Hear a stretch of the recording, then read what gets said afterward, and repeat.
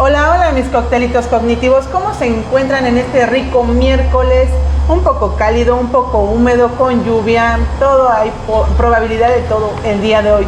Su servidora Berenice Sanz se complace en traerles un tema más y también en estar en dicho lugar y, como no, con dicho invitado, nuestro queridísimo sociólogo Félix Herrera. ¿Cómo te encuentras hoy, Félix? Hola, buenas tardes. Pues bien, está muy interesante el clima, ¿no? Con muchos estados.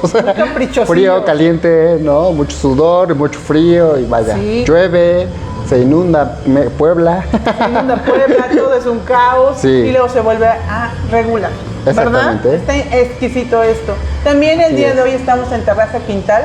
Más adelante les doy la información de dónde nos encuentran, dónde nos ubican. Pero vamos a pasar al tema. El día de hoy vamos a hablar precisamente de la precarización. Precarización laboral. Muy bien, muchas gracias, Félix. Pues anduve investigando por ahí, ya sabes que soy una persona chismosa. Genial. ¿Y qué tal? ¿Cómo te fue? Curiosa. Me llama mucho la atención, mucho.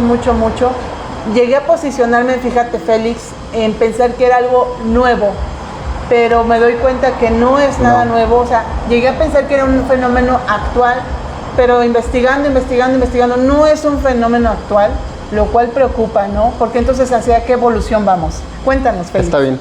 Bueno, mira, antes de entrar a lo que sería la precarización laboral, podríamos iniciar con una pregunta. ¿Tú qué entiendes por trabajo? Ay, bueno, trabajo. Es que pasamos de ahí porque... Sí, claro. Trabajo son 8 horas, bien cumpliditas, mal pagaditas, y cuando se te acabe el trabajo, cuando ya no seas eficaz en tu trabajo, bye. Ok. Eso lo interpreto. Mira, los estudios sociológicos sobre el trabajo, quien más los tiene, aquí traje mi librito rojo. Claro. Es de Marx y Engels, miren, pequeño librito. Tiene muchos libritos, ¿no? Hay más. Hay muchos. Pero yo creo que es una de el marxismo estudia las bases materiales de la sociedad, ¿no? De las relaciones sociales, ¿no? Sí, claro. Entonces, yo creo que cuando Marx tiene varias fuentes, ¿no? Estudia las partes filosóficas, las partes económicas y las partes pues econométricas, ¿no? De varias fuentes, de lo alemán, de Inglaterra, de Francia, ¿no? Y en este sentido, lo que Marx quería hacer cuando estudió a Hegel, Marx le gustaba mucho leer Hegel, y nadie le entiende a Hegel, ¿no? Por ahí, si alguna vez te gusta lo social, tienes que por lo menos entrarle a estudiar este librito de la fenomenología del espíritu. Nadie le entiende, pero es necesario saber por dónde andaba Hegel. Hegel hablaba mucho sobre la dialéctica, ¿no? Okay. La dialéctica son dos fuerzas. Él dice que es una tesis, antítesis y una síntesis. Ajá. Entonces son dos fuerzas que están luchando por ver quién tiene la hegemonía de la verdad, ¿no? Ok, perfecto. Pero Hegel lo pone en un sentido como más abstracto, y él dice que la dialéctica son los espíritus, ¿no? Entonces dice que más o menos se lo va a contar en términos resumidos y muy... Y que no sean tan de Hegel. Sí, ¿no? O sea, el miedo que tienen las personas es a morirse. Claro. En muchos lugares, por ejemplo, como la fenomenología, ¿no? De Husserl y todo eso, o sea, lo que te puede pasar es que lo fáctico es que te vas a morir, es lo real. Es lo real, ¿no? Todo lo demás, lo social, tiene ciertas complejidades y va y viene, ¿no? Pero el miedo que decía Hegel era que quien sabe que se va a morir y tiene más miedo es el que es el dominado, y el que tiene menos miedo de morir es el que domina, ¿no? A estos procesos sociales y espirituales que le llama, el primero es que cuando una persona quiere morir, sabe que va a morir, dos personas, y el que tiene más miedo a morir se deja dominar, y el que lo domina, y ese proceso se llama la negación. ¿Va? Ok, va. Pero existe otro proceso en donde se harta el que está negado, ¿no? Se parece mucho como al mito del héroe en la filosofía. Claro. En la filosofía, por ejemplo, dicen que cuando alguien va a morir, para que tú puedas ser el héroe y el villano, tú tienes que sacarte de la condición del otro, la otredad, debe ser distinta al que vas a dominar. O sea, quiere decir que no debes estar al mismo nivel, ¿no? Porque si tú te pones al mismo nivel, quiere decir que la moral te constriñe y tienes la misma moral. Entonces, yo ya no te puedo hacer nada porque en lo ontológico de la Biblia, por ejemplo, dice que ames a tu prójimo como a ti mismo. Claro. ¿No? Entonces, en este sentido, si yo te quiero hacer algo y me quiero hacer el héroe y tú eres la mala, te tengo que bajar a un nivel moral. Y entonces, ya como ya eres otro por debajo de mí, entonces ahora sí tengo el derecho divino, incluso podría ser, ¿no? O el derecho moral de poder decirte que tú eres el malo y te voy a dominar. Y algo así pasa con Hegel. Entonces, cuando el primer proceso de negación surge, llega un tiempo histórico determinado en donde el negado se harta, ¿no? Y entonces, a esto se llama la negación de la negación, y entonces empieza a luchar por su vida, a tratar de ponerse moralmente con el otro espíritu, y al final la dialéctica sale sobre la aceptación, que es otra vez llegar al punto óptimo de decir, somos iguales y aquí todos vamos a morir igual, ¿no? Cuando Marx estudió todo esto y se le hizo muy idealista, ¿no? Y entonces dijo, ¿espíritus? ¿Qué es eso del espíritus, no? Y entonces él le empieza a leer a otros filósofos, a otros economistas de su tiempo. Él se chuta a todos los economistas clásicos, ¿no? Y empieza a decir, muy bien Hegel, pero algo no cuadra. Y entonces empieza a decir, ¿y si no es idealismo lo que hay que estudiar, sino lo material? Y entonces lo empieza a ver como Hegel, pero en términos materialistas. Y se da cuenta que evidentemente el miedo a morir tiene que ver más bien con la dominación de los bienes de producción.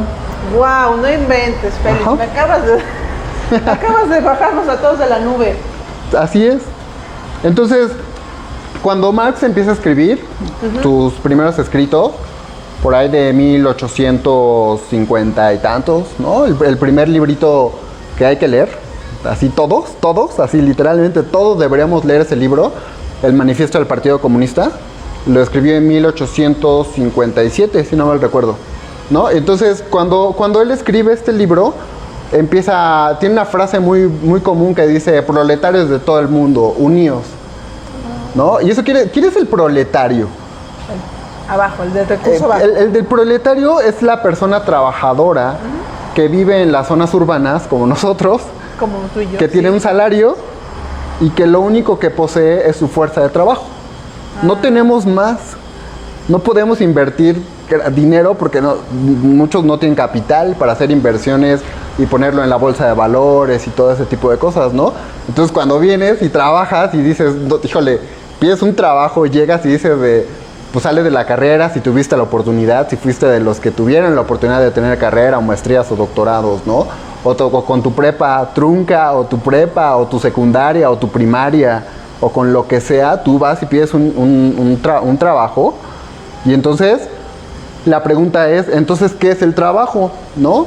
Para en términos de Marx, hay como varios, la concepción es que el trabajo es la capacidad que tiene el ser humano para poder administrar energías y poder transformar la materia prima en una mercancía.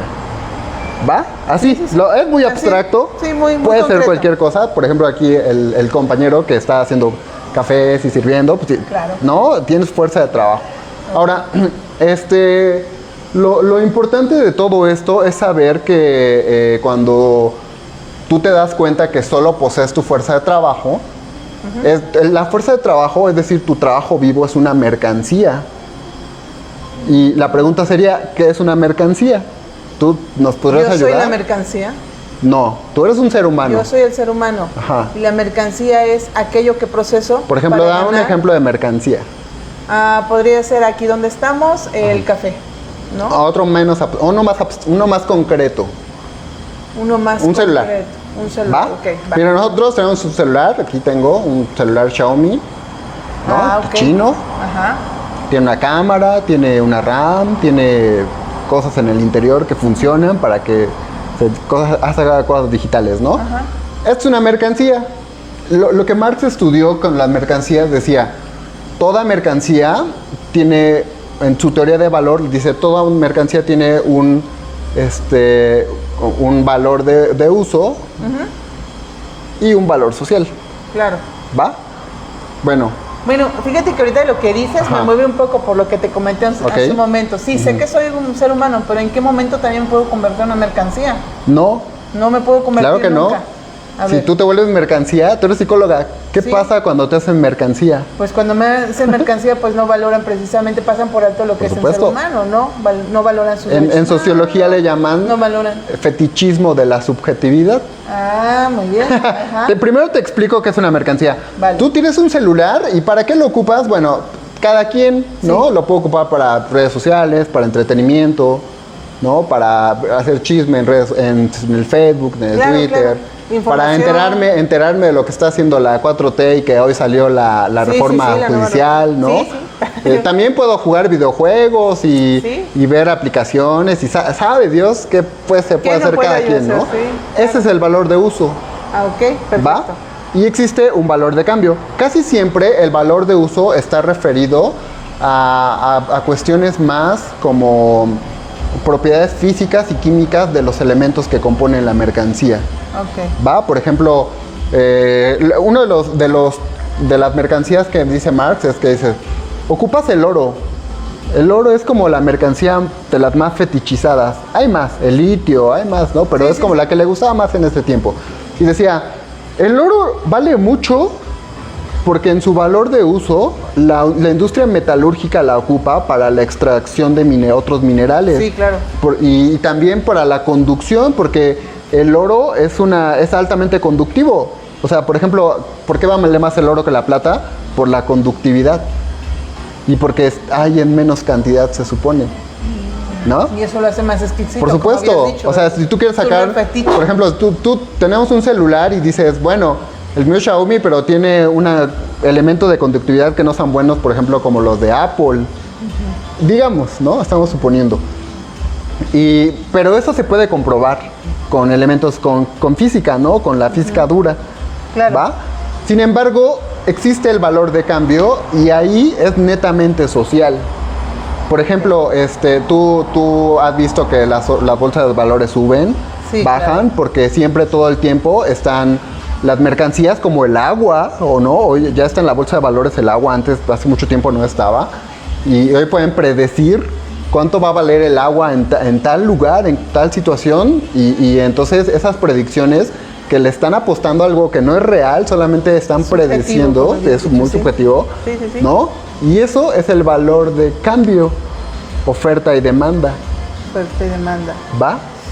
Lo pongo porque, fíjate, cuando... Sí, fíjate que ahorita me mueve mucho y también todos los que nos están viendo, por favor, compartan, pregunten, porque a mí me mueve mucho esta parte, aunque sé que somos humanos, como dices, también el tener en ciertos países más mano de obra que en otros, está viéndose hoy en día, ¿no? Así es. Estamos viendo, por eso yo sé que tú me lo recalcas, estoy consciente, somos humanos, pero hasta ahora también el humano se ha visto como mercancía. Así es, pero no es cierto, o sea, realmente incluso es una subjetividad, como ves. Fíjate, es un concepto que ni siquiera es real. No es real, ajá, es subjetivo, ¿no? O sea, es real.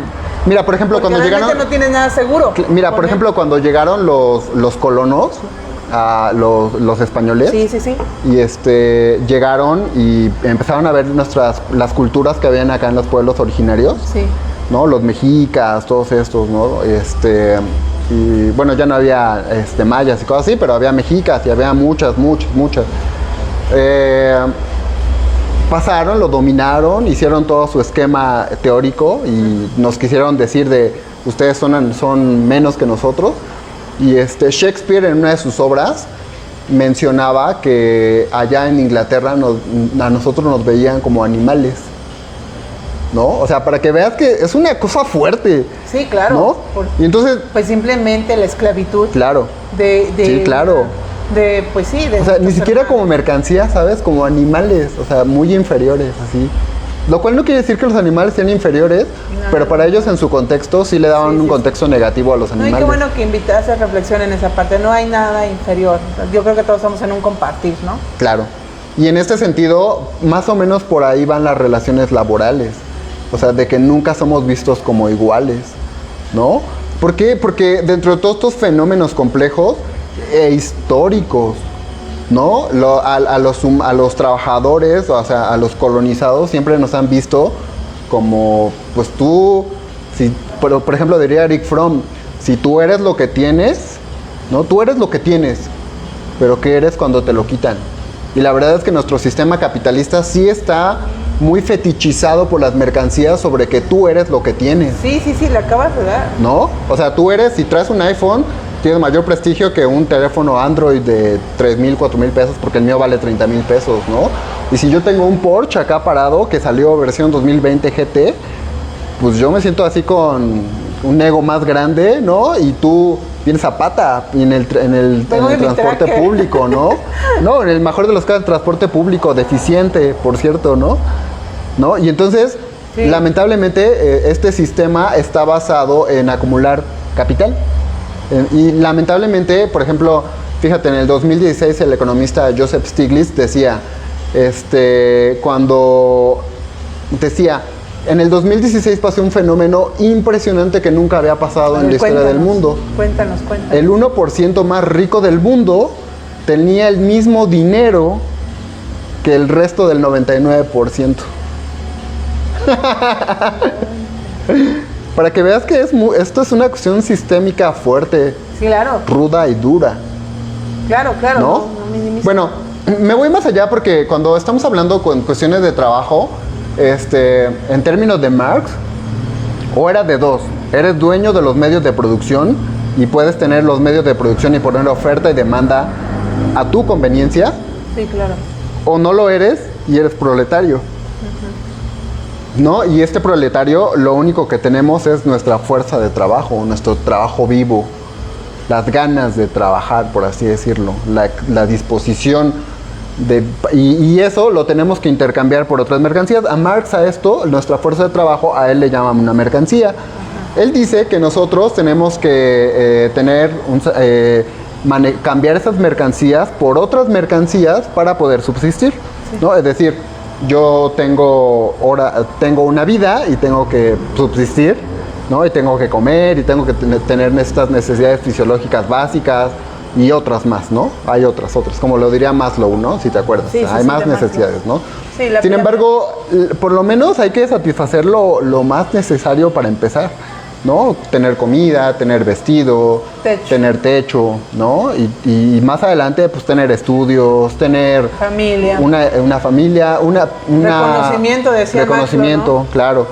Pero mientras no lo tienes, lo único que posees es tu fuerza de trabajo, ¿no? Y entonces, aquí te enfrentas con mercados laborales complejos, que son muy complejos, sí, ¿no? Y entonces, aquí podríamos estar hablando sobre trabajo asalariado que maneja Marx.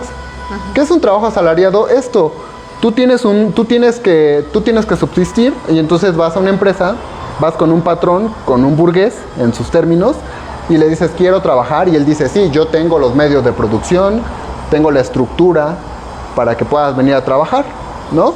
Y entonces llegas a trabajar, te pones a trabajar, y él te da otra mercancía a pago, a cambio de tu fuerza de trabajo, que es, pues, tu salario, ¿no? A eso le podemos llamar un salario que te da constantemente, y se llama así porque antes se dice que una mercancía muy fuerte era la sal, y entonces la sal era muy cara, y entonces a las personas que trabajaban se les pagaba con sal y le intercambiaban por otras cosas, porque era muy difícil sacarla por la escasez, y entonces era una mercancía de cambio como ahorita el dinero, ¿no? Okay. Se quedó con el tiempo y por eso salario se le llama salario, por la sal, okay. ¿No? Entonces, en este sentido, bueno, ya tenemos que es más o menos que es un trabajo asalariado, ya sabemos un poquito más que es mercancía, y bueno, y ahora la pregunta sería, ¿cómo se determinan los precios de la mercancía? Porque ya estamos hablando de mercados. El mercado sabemos que es un lugar, no es un lugar, es un espacio de intercambio de mercancías, ¿no? Y eso es muy subjetivo, ¿no? Porque hoy puedes estar aquí en el celular y... Ajá, el famoso, ¿no? Las monedas, las criptomonedas. Y agarras una criptomoneda y la cambias y estás ahí, en la nube. Sí. Por ejemplo, ahorita los fenómenos que estaban pasando, por ejemplo, En Japón apenas pasó hace como un mes, el lunes negro, no sé si te enteraste de eso. No me enteré, cuéntame. Y se cayeron las bolsas de valores de Estados Unidos.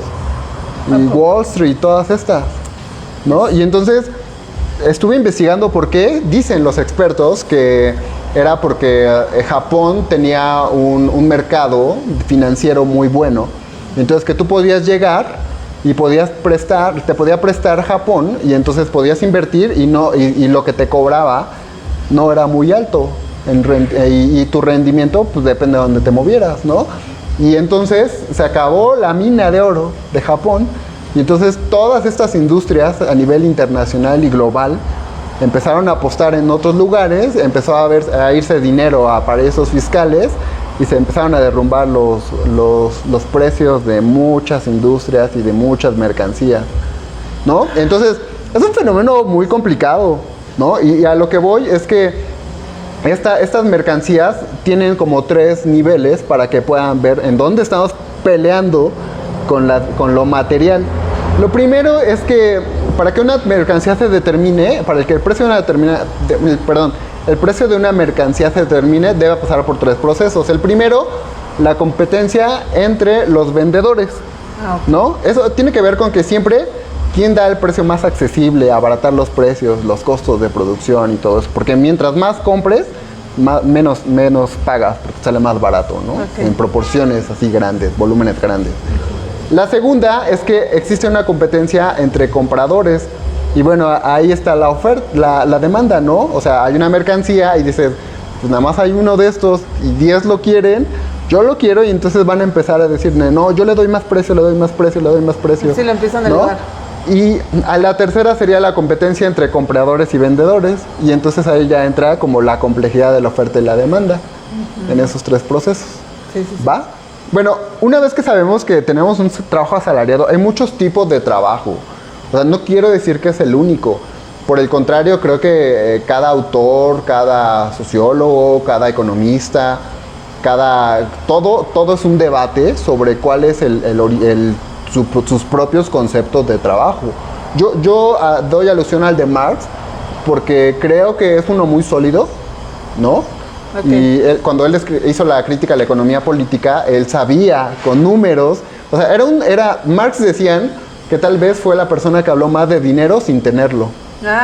De veras, se murió muy mal, o sea, el señor era una mente brillante, murió en un sillón, se murió en su familia porque no pudo pagar las enfermedades de sus hijos y de su esposa, y al final murió pues, relativamente joven.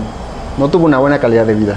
Pero nos dejó un legado que yo creo que toda persona trabajadora de cualquier lugar tendríamos que leer a Marx para empezar con el manifiesto del Partido Comunista para decir de dónde está mi posición social en este sistema capitalista. Yo pensé que ibas a decir una grosería. No. Es una grosería, pero bonita. Me la maquilló bonito. Sí. Y bonito también el que nos escribe. Así es. El psicólogo Jesús Bautista nos dice muchas gracias por compartir este tema. Nos deja mucho que reflexionar. Un saludo. Saludos también a Viridiana que nos está viendo. También a Dani, un beso enorme. Exacto. Bueno, una vez que tenemos este trabajo asalariado, entonces ahora sí podemos empezar a hablar sobre precariedad laboral, ¿va? Fíjate. En el 57, había un economista con apellido Okun. Él empezó a hacer análisis econométricos y empezó a ver que había problemas en los mercados laborales, en el Producto Interno Bruto, todos estos indicadores, ¿no? Que utilizan los economistas. Entonces él sacó una tesis que le llamó Ley Okun. Él dice que cuando el Producto Interno Bruto, tú sabes que el Producto Interno Bruto es lo que produce una nación en un cierto tiempo determinado en productos y servicios, es la acumulación de productos y servicios, ¿no? Puesto en monetización en un tiempo determinado de una nación, ¿va? Entonces, casi siempre el Producto Interno Bruto es un indicador muy importante porque determina si la economía crece, avanza, decrece y cosas así. No creo que es el único, pero algunos le dan mucha prioridad, ¿va? Este Producto Interno Bruto, Okun dice que cada vez que el 1% del Producto Interno Bruto sube, por cada 1%, el desempleo baja 0.03%. Pero por cada punto que suba el desempleo, el Producto Interno Bruto baja en un 3.3%. A lo que voy, ojalá lo puedan reflexionar en casa, y es que hay que tener desempleo. Porque si sube o baja, el Producto Interno Bruto sube, y entonces la productividad de las empresas sube o baja. Y la verdad es que en términos así normal, comunes... diciendo, a ver si lo comprendo, Ajá. que está muy bien que hoy en día nos estén cambiando las tiendas comerciales a las cajeras por estas máquinas, y prácticamente está generando un desempleo. Pues la industrialización, desde que empezó la revolución industrial, siempre ha hecho que los trabajadores tengan menos oportunidades laborales. ¿No? Lo cual habría que analizar qué es tecnología. Marx y Engels también lo estudiaron. Por ejemplo, ellos tienen un libro que se llama, a ver si me acuerdo, algo así como la transformación del mono en hombre, algo así se llama, ¿no? Y Engels decía, hace un estudio darwiniano y social, darwinismo social le llaman, ¿no? Y él dice, cuando el mono, o sea, porque parten del hecho darwinista de que fuimos monos. Sí, claro. ¿No? Sí, y evolucionamos. Darwin está con eso. Entonces, no va a mover de ahí. Se puede mover, ¿eh? Pero a Darwin no. Sí, fíjate que se puede mover. Okay. Sí, en su tiempo, como en 1850 y tantos, todos leían a Darwin porque estaba de moda, ¿no? Estaba de moda y tenías que leerlo porque tenías que leerlo. Sí, aparte era biología, y la biología en ese momento tomó su punto más rígido de decir de vientos biología, avanzamos mucho, ¿no? Como ciencia. Sí. Y entonces Darwin le dio mucho peso a eso, entonces todos lo leían. En su momento un filósofo sociólogo, Spencer, hizo darwinismo social, que no funcionó.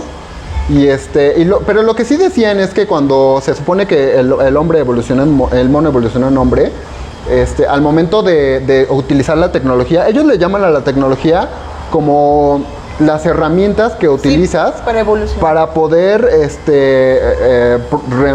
utilizar a tu beneficio la naturaleza y transformarla. Sí. ¿Va? Entonces, en este sentido, por ejemplo, ellos decían que cuando los monos utilizaban palitos, piedritas, ¿no? Para romper nueces, ¿no? Y ya no con los dientes. Los dientes, y utilizar herramientas, eso es tecnología. Entonces, Engels tiene una tesis en este libro sobre que cada vez que el homínido que estaba evolucionando utilizaba una cierta herramienta, el cerebro se desarrollaba y también el cuerpo, ¿no? Por ejemplo, se supone que este dedo, se me olvidó, el índice. Ajá. No, el índice es este. Ay, perdón, el pulgar. ¿El pulgar? Ajá. No lo tenían. Ok. ¿No? Se fue desarrollando por la utilización de herramientas. Ajá. Entonces, incluso el cerebro complejo que tenemos hoy, que está dividido, tú le sabes más, que está dividido en muchas partes, ¿no? Sí. ¿No? Son evoluciones por utilizar herramientas. Okay. Pero en el proceso de la revolución industrial empezó a haber una serie de fenómenos sociales e industriales, por ejemplo el Fordismo, el Toyotismo, sobre empezar a utilizar herramientas, y cambió el trabajo. Porque, por ejemplo, fíjate, decía Marx, antes una persona que era zapatero podía utilizar, sabía todo sobre hacer zapatos, ¿no? Entonces iba, sabía de pieles, compraba la piel, la curtía, o se la vendían ya curtida, pero hacía el corte, ¿no?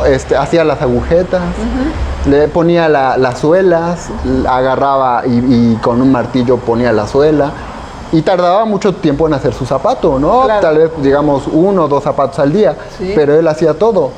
Cuando empieza la revolución industrial, uno de los promotores de que empezó a meter nuevos conceptos y nuevas prácticas fue Ford.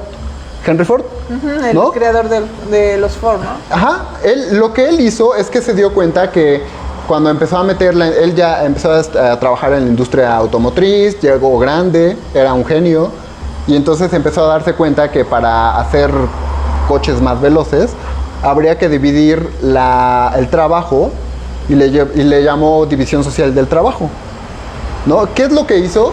empezó a decir de, bueno, si tú te tardas mucho en tiempo en hacer todo esto, pues ¿qué te parece si solo haces una cosa y eso lo haces bien y lo haces más rápido? Entonces, el que corta piel, ahora va a cortar piel todo el tiempo. El que pone los clavitos, ahora va a poner clavitos.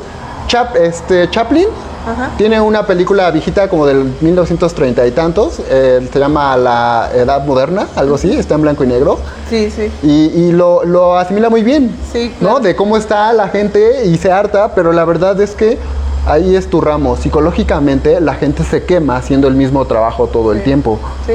¿no? Y entonces, pero sí fue un punto en donde empezó a cambiar el trabajo.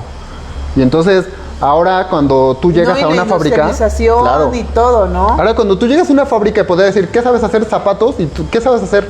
Nada. No te preocupes, yo te enseño, te capacito. ¿Cuál es tu capacitación? Poner clavos, cortar, utilizar esta herramienta que corta tal cosa, utilizar esta herramienta que utiliza, o tener un sentido de calidad. Tú vas a ver la calidad, vas a ver si esto está bonito o no.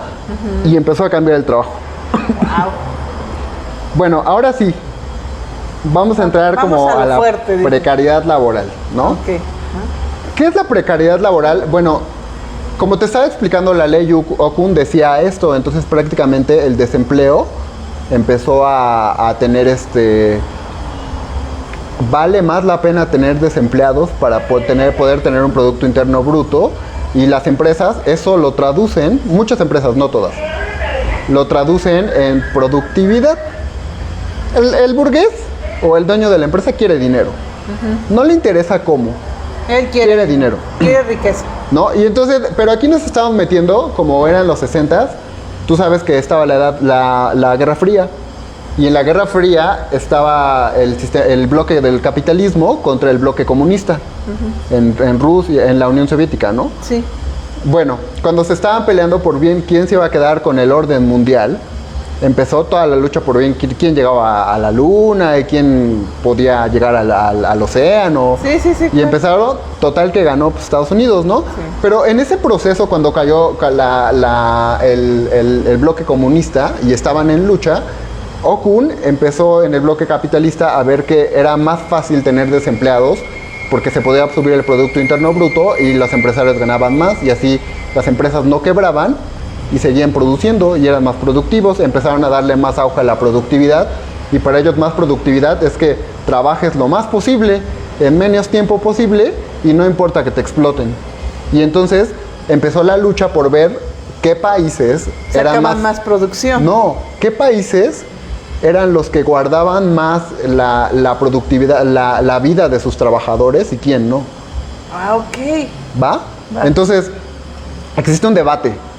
Sí. Un debate que hoy sigue vigente. Ok. Y el debate sería, ¿qué tanto el gobierno se mete a cuidar al trabajador por medio de leyes y qué tanto no se mete? Sí, fíjate que ahorita que estás diciendo precisamente esto de este maravilloso tema, nos invita a reflexionar de que cómo el humano, el individuo, sufre por medio de esta problemática, ¿no? Generando precisamente una incapacidad de poder obtener ya sea una mejor educación, que es lo que habías comentado, ¿no? Okay. Un mejor recurso para tener una mejor vivienda. Ahora, fíjate, cuando estamos hablando cosas de trabajo, nos tenemos que ir a la ley.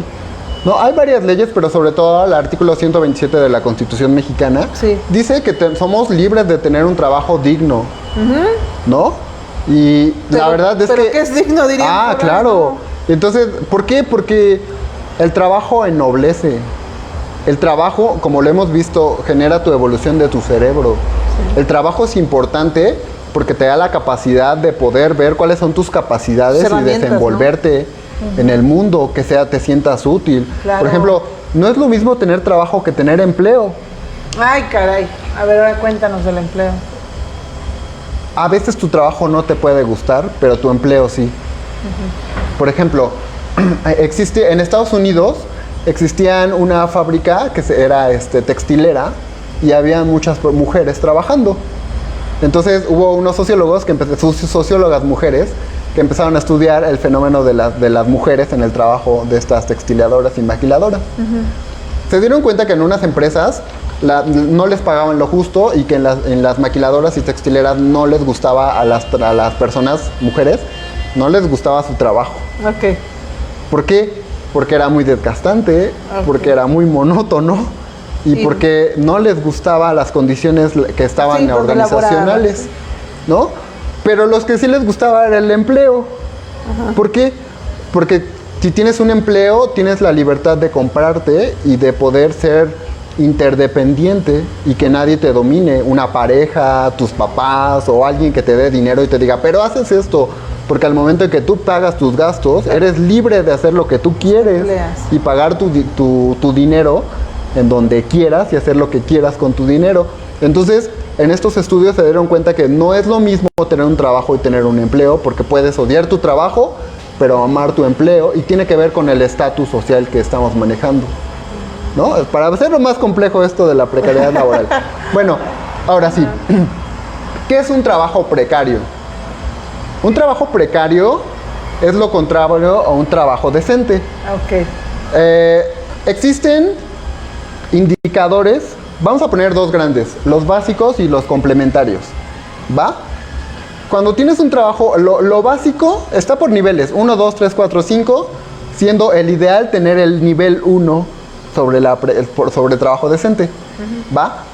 La 1 sería, si tienes un trabajo asalariado, es decir, que percibes un salario, ¿no?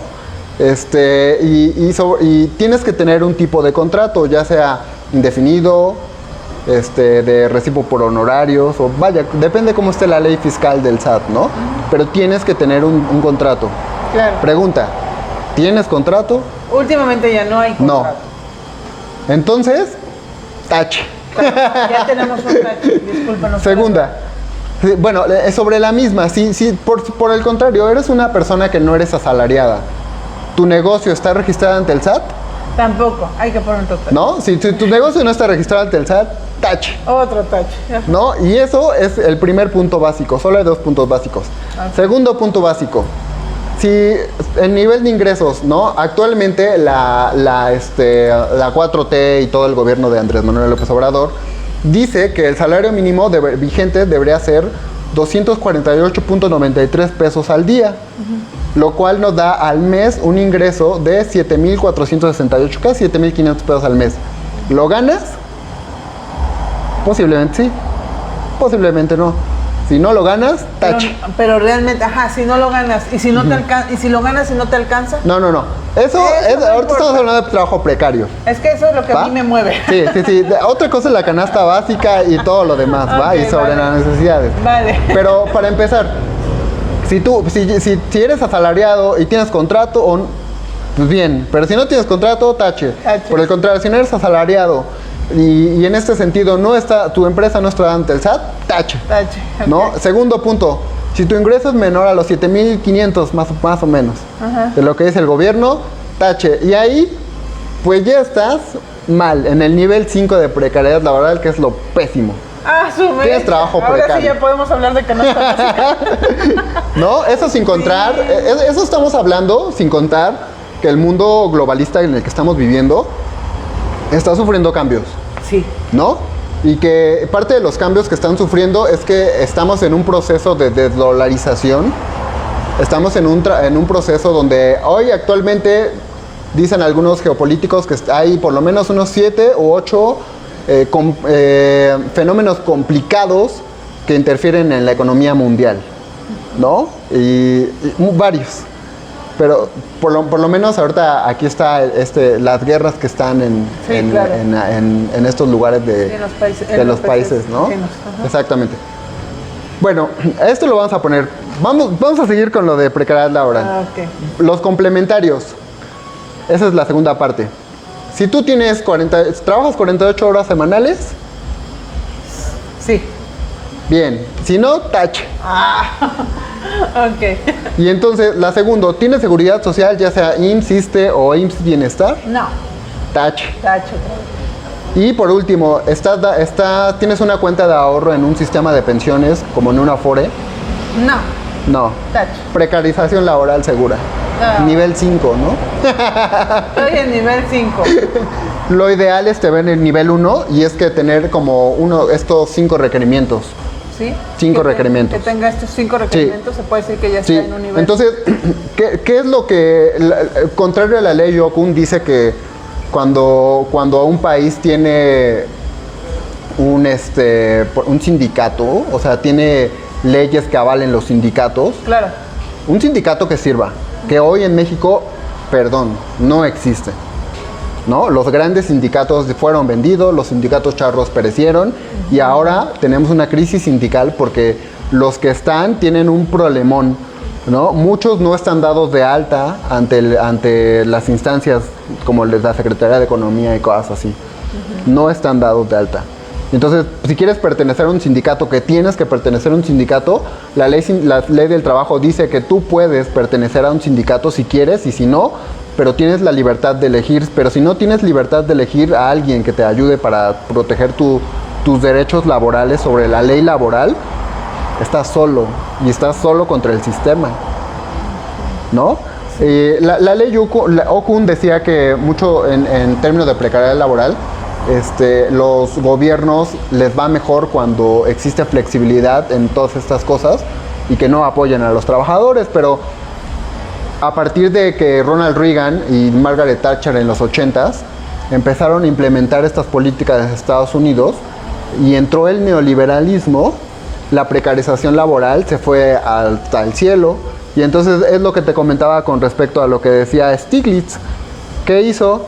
Que los más ricos se volvieran más ricos y los pobres más pobres, ¿no? O sea, funcionó para los capitalistas de veras, pero para los proletarios, los trabajadores que ni sabemos de nuestras leyes laborales, ni sabemos sobre nuestros derechos laborales, estamos perdidos y pueden hacer de nosotros lo que quieran. Por ejemplo, fíjate, yo estuve trabajando un tiempo en un Afore del magnate que todos idolatran. Sí. Estuve trabajando en Profuturo GNP. Okay. Y el salario de cada semana era de 400 pesos a la semana. Era nuestro salario base. No inventes. Sí, y era de Grupo Carso.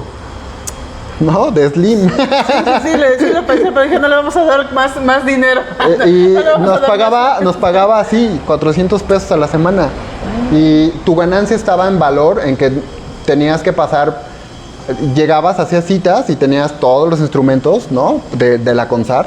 Y entonces te ponían todo, te estabas dado de ante la CONSAR, que es la comisión que regula todas estas cuestiones financieras en México. Y entonces podía llegar y decirte, teníamos un acceso y decían, Berenice Sáenz. Entonces la voy a buscar en el sistema. Decía, a ver, en tu cuenta de ahorro tienes tanto, en tu IMSS tienes tanto, en tu subcuenta de vivienda tienes tanto. Entonces yo te decía, pero estás en Bancoppel, ¿no? En la Afore Coppel, ¿no? Y decía, tu rendimiento es menor. Entonces mi chamba era ir convencerte, darte números y decirte firma. Y para eso hay una buena de requerimientos. La ley de estas cuestiones de las Afores son librotes como el triple de esto, como 3, 4 librotes para entenderle. Sí, claro. Lo cual quiere decir que la burocracia siempre siempre ha sido un instrumento del sistema capitalista que ayuda a detener incluso movimientos sociales. Así de poderosa es la burocracia.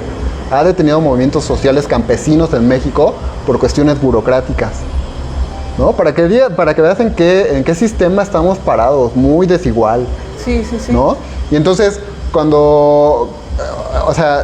pues evidentemente esto genera que haya mucha rotación de personal, porque hay gente que es muy hábil, ¿no? Mis respetos, había gente que ganaba 30,000 pesos al mes, pero había gente que ganaba 1,200 al mes, más los 400 que pagaba.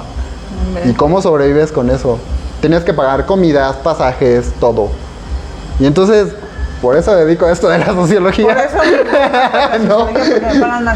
no, muy bien. Qué bueno, no te vas a morir de hambre ahí. No, y es horrible. Y Slim, pues no es pobre. Claro que no. ¿No? Bueno, sobre esto, que quería ser como muy enfático. Fíjate, estaba viendo algunas fuentes últimamente, ya para ir terminando y cerrando. Sí, claro. Y fíjate que en países, hay algunos que otro país europeo, sobre todo los que son los nórdicos, que están con mejor calidad de vida. Y más o menos para un empresario gana del 100% de lo que gana, el 30% se lo queda y el 70% va para salarios y para pagar todos los costos de producción y materia prima, todos los costos indirectos y directos de producción. Y se queda 30 el empresario, 70 los demás. Y la verdad es que las personas, como por ejemplo en Italia, pues trabajan 4 horas. ¿No? Ganan bien, tienen mejor calidad de vida, tienen mejor tiempo para su familia. Sí, lo he escuchado. Tienen tiempo para el ocio. De descanso, ¿no? Por ejemplo, allá si tienes hijos chiquitos, tienes que llegar diario a tus hijos al parque porque necesitan conocer el mundo, claro, y para ayudar en un futuro. Y entonces parte del tiempo de vida que tienes es que lo puedas determinar para eso, ¿no? Para la espiritualidad, si es que te gusta, mental, ¿no? Para el ocio. Para las distracciones y los gustos y para el trabajo. Realmente el juego para el niño es funcional en todos los contextos. Tú lo sabes, ¿no? Sí. Y entonces, ¿qué pasa en países como América Latina y sobre todo México? Es al revés. Que hay explotación. El empresario se queda al 70% y todo lo demás en pago de salarios y impuestos, si es que los pagan y no están evadiendo impuestos. O si acaso le pasa como a este señor de Electra que va de todos estos impuestos, ¿no? Que parte de la ley que salió hoy, precisamente a las 2 de la mañana, era eso, ¿no? Que hicieran pagar esos millones y millones y millones de pesos que no pagan al fisco y que pues los tienen en sus cuentas, ¿no? Aquí es al revés, 70% para empresarios, 30% para lo demás. No inventes. Sí, en esa realidad estamos y por eso creo que es muy importante que empezamos a quitar la precariedad laboral y empezar a tener trabajos decentes y dignos, ¿no? En donde ganemos más, nos repartamos mejor las ganancias todos y podamos tener mejores como capacidades para poder tener una mejor vida digna todos. Claro que sí. ¿No? Y creo que de eso se trata esto. Creo que de eso se trata, está muy bueno el tema. Te manda saludos, Fernando. Hola, mucho gusto. Pepe Apa dice que genial. Nuestro queridísimo profe. Félix, tú como sociólogo, yo sé que traes el mejor concepto, traes la mejor vibra para todos los que nos están viendo. Gracias. Pero seamos real como sociedad. Sí. Como sociedad y desde tu área. Sí. ¿Cuándo lo podemos ver? Cuando empezamos a tener conciencia sobre la realidad que tenemos. Yo creo que por eso estos temas son muy importantes, porque es importante todos los temas, pero es importante saber cuáles son, debemos empezar a ver cuál es nuestro concepto de humano, qué concepto de humano tenemos, sí, qué concepto de trabajo tenemos, como ejemplo, qué concepto de la vida tenemos, ¿no? Sí, y creo claro, que es muy importante, pero siempre sobre las bases materiales, es decir, con datos duros, con números, hay que ponerse a investigar. Es muy bonito hacer el TikTok y las redes sociales y todo eso, pero hay que tener contenido de calidad, ¿no? Claro. Hay que tener tiempo para el ocio y divertirse y todo eso, pues claro, ¿no? Y los que les gusta ir a bailar y todas esas cosas, maravilloso. Pero creo que sí es importante empezar a tener como información muy fiel, muy buena y que nos sirva para tener conciencia de clase. Yo creo que en la mayoría en que estemos unidos como trabajadores en todos los sectores, sí, en claro, que nos apoyemos entre todos, en que vayamos a luchar y marchar por nuestros derechos de veras, ¿no? Quitando como las facciones políticas, porque siempre los políticos van a meterse y decir de, sí, yo te apoyo, pero votas por mí, sí, siempre, ¿no? El azul, el verdecito, el amarillo, el naranja, ¿no? El moradito. No, o sea, independientemente de la facción política, que sí es importante y creo que sí hay que meterse de lleno, me parece que hay que estudiar economía política, hay que leer más Marx, hay que leer más estudios sobre laborales. Creo que como sociólogo, yo también instaría a los compañeros economistas, sociólogos, politólogos, que empiecen a dar temas como así fuertes y que empiecen a ayudarnos a crear conciencia, decir de, wow, la realidad es dura, estamos peleando contra el sistema burgués, sí, no contra las personas. No, el sistema burgués, sí, hay que luchar por nuestros derechos, hay que organizarnos, hay que platicar, hay que informarnos y hay que hacer acción de hacer comunidad y empezar a luchar más, ¿no? Creo que como sociólogo esa tarea nunca se va a terminar, ¿no? Gracias, Félix. Y gracias a cada uno de los que nos están viendo, también gracias a Terraza Quintal, que nos abre hoy sus puertas con unas riquísimas bebidas, con todo lo que solo Terraza Quintal nos puede brindar. Tiene ahorita la temporada de chiles en nogada, no se lo pierdan. También la terraza, el área del restaurante, es de cultura mexicana, una exquisitez en sus alimentos y da vista precisamente a lo que es el centro de Puebla. Invitamos a todo el turismo a venir aquí a Terraza Quintal. Sobre todo les voy a dar también la dirección donde nos ubicamos. Estamos ubicados en la Avenida 9 Poniente, 106, Colonia Centro Histórico de Puebla. Vengan, pasen y disfruten una tarde amena aquí en Terraza Quintal. Pero también le vamos a dar el espacio a nuestros sexólogos. Sexólogo, claro. Sexólogo. Sí, me voy a especializar en eso porque también está bueno, sí. Sociólogo, perdón, nuestro sociólogo. No te preocupes. Un futuro sexólogo. No, Un futuro sexólogo, sí, claro. A nuestro sociólogo, Félix Herrera. Félix, ¿dónde te podemos encontrar? Pues mira, ahorita estoy colaborando para hacer un proyecto sobre la Casa del Trabajador en Puebla. Okay. Y estamos haciendo un proyecto con el Laboratorio Ciudadano Laboral.